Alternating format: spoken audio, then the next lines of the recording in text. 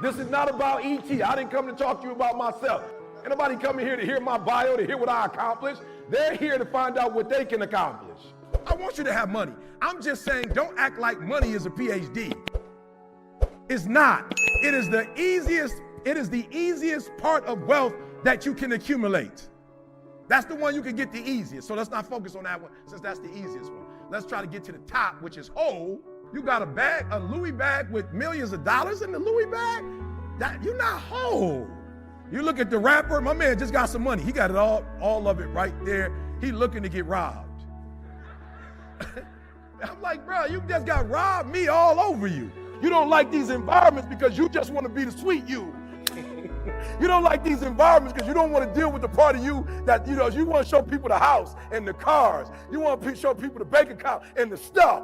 And that's cool. That's low-hanging fruit, though. I just want to take my time, make sure you're getting this. So while you chasing money, you might get money, but then you might have nothing else. If you make money and your wife ain't happy, you still not happy. You can travel the world, but you don't got nobody to share it with, it's not the same. So I learned at a young age that if I'm wealthy in my relationships, I can make a phone call and get to my son in a way I can't get to my son. This is why I say you need all. This is why I get up in the morning and pray. I don't pray because I'm no religious freak. I didn't grow up in church. I pray because it works. I don't try to have a great relationship with my wife because I grew up just trying to have a great relationship with my wife. I didn't have a great relationship with her, and when I would pray, I couldn't hardly pray because I'm thinking about her. And because I love her and I want to do right by her, when I didn't do right, it bothered me. Till it was time to make a commitment. Till it was time to grind. Till it was time to get up and practice at 3 o'clock in the morning. My daddy wasn't there. I do this for my family. You can't stop me. I pray because I pray and it works. I have faith and it works. When I didn't do the right thing, it bothered me. I couldn't go to sleep. So I figured you might as well do what's right, because if you do what's right, you're going to feel better. And when you feel better, you do better because you're well-rounded. And you can't find that every day. Why? Because the average kid growing up just want to hoop, he just want to score. Or the average kid who can't score, he learns how to play defense. But it's a monster who can do both. I just want you to put some energy on your goals, all right? I want you to put some energy on your goals. This is why this is important, because if you know me, you know I have never been sponsored by nobody, but I'm still the #1 motivational speaker in the world. Like, for real, you ain't seen me on TV. Well, my brother just came up to me a minute ago, was like, yo, E, I noticed you do corporate work. Like, I see you doing your thing, and it's funny, E, that you don't dress up. Now, I don't not dress up because I'm trying to be a rebel. I don't dress up because I want to be comfortable. I'm not going to let somebody take me away from home court advantage, because if you got home court advantage, then that means you got home court advantage, and I can't be what I want to be. Y'all got to hear what I'm telling you. My mom gave me a different last name. Her husband adopted me. Everywhere I went, nobody ever told me who I was. My mom was like mafia. I will murder anybody that mess up this plan I got. My own grandma wouldn't tell me that what the real deal was. I had 3 grandmothers. My mom a beast, y'all. My mom a beast. She literally just pretend like, how do you pretend like how do you create a whole nother life and get away with it? But you know what's so funny? My mom, I was like, yo, Ma, you still got this thing about you that's whatever. And I was like, yo, you haven't really overcome that my man got you pregnant when you were 17. If you go out to the world, you can't play games, Ma. They don't want that half-baked stuff. You're going to have to be real. So as a child, because I didn't have that, traditional home, I remember being a kid, and I used to watch the Brady Bunch. And I used to be like, yo, I want a family like that. They just had it going on. You know what I'm saying? They never really argued. You know what I'm saying? Like, they worked everything out. I didn't really start talking to my biological father, like literally having a conversation with my biological father until I was 30. Like, this is my reality. And so I remember growing up, like, yo, one day, I remember saying it to myself. And I remember friends, like, they want to drive these kind of cars and live in these type of neighborhoods. I wasn't really thinking about that kind of stuff. I was just like, you know what? Like, one day, I just want to have a happy family. Like, I want to come home and I want my kids to like run up to me, Dad. When they get older, I want them to be proud of me.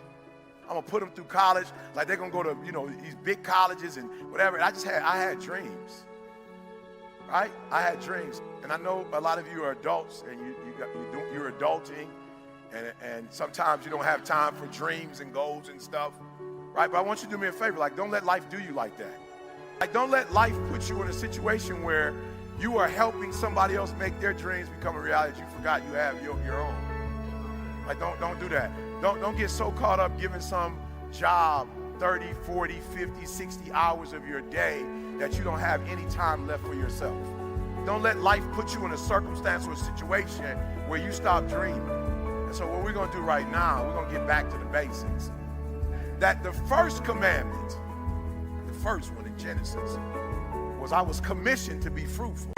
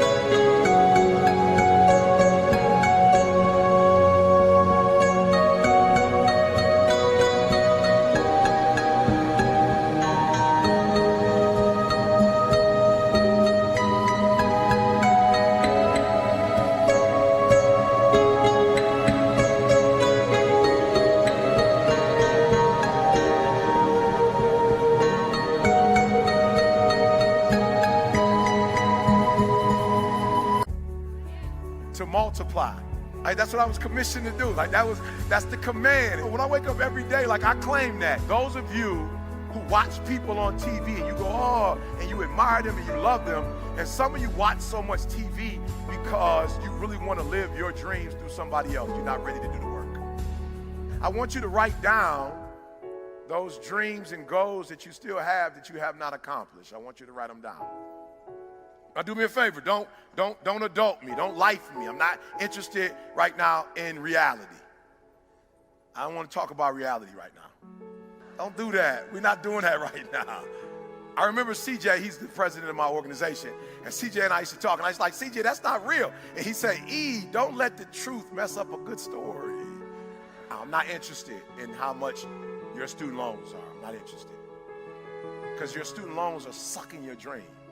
I always tell people, we all go through pain. Get a reward for yours. I'm not interested in your reality right now.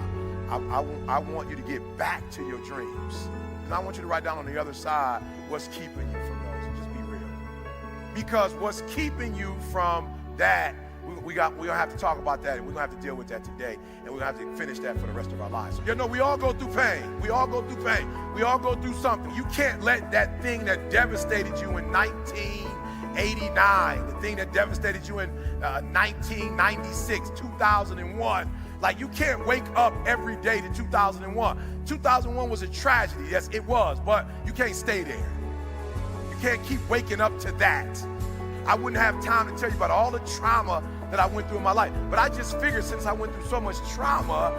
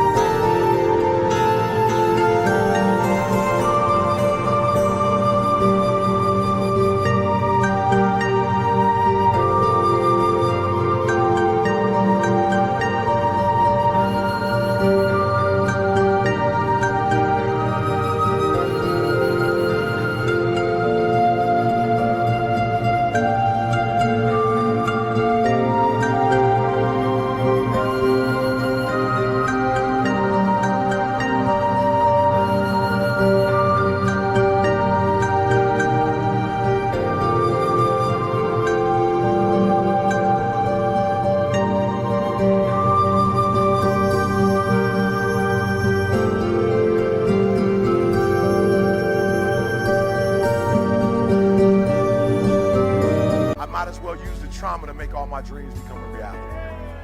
So one day I woke up and was like, okay, E, stop talking about what you don't have.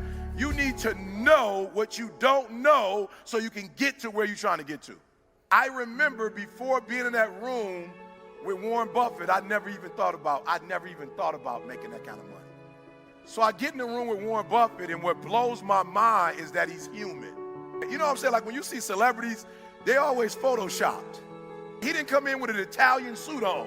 He came in with like a normal, I'm like, that's a normal suit. He was already one of the richest men in the world. He didn't have to come in and impress nobody. He didn't have to come in and prove that he was rich, because we know he's rich. I'm like, what an amazing feeling. Like, you can be your authentic self. This is Warren Buffett. Like, I saw his shoes. I'm like, yo, you can get those at Macy's. I'm looking at my man like, them some Macy's shoes, right? I sat there listening to this man talk, and I was like, whoa. My mom worked for Ford. She later got married. The person that became my father worked at GM. My whole life, I'd never heard that conversation before. I had only heard the working class language. It was a different language. I walked out of that room and was like, yo, I know what it takes. Real simple. The first thing I'm going to ask you, do you know what it takes? That's it. I want you to look at your goals, and I want you to ask yourself this question. Do you know what it takes to make that happen? I went from being a high school dropout, getting a GED, to having a PhD. Listen to me. The only thing it takes is knowing what it takes.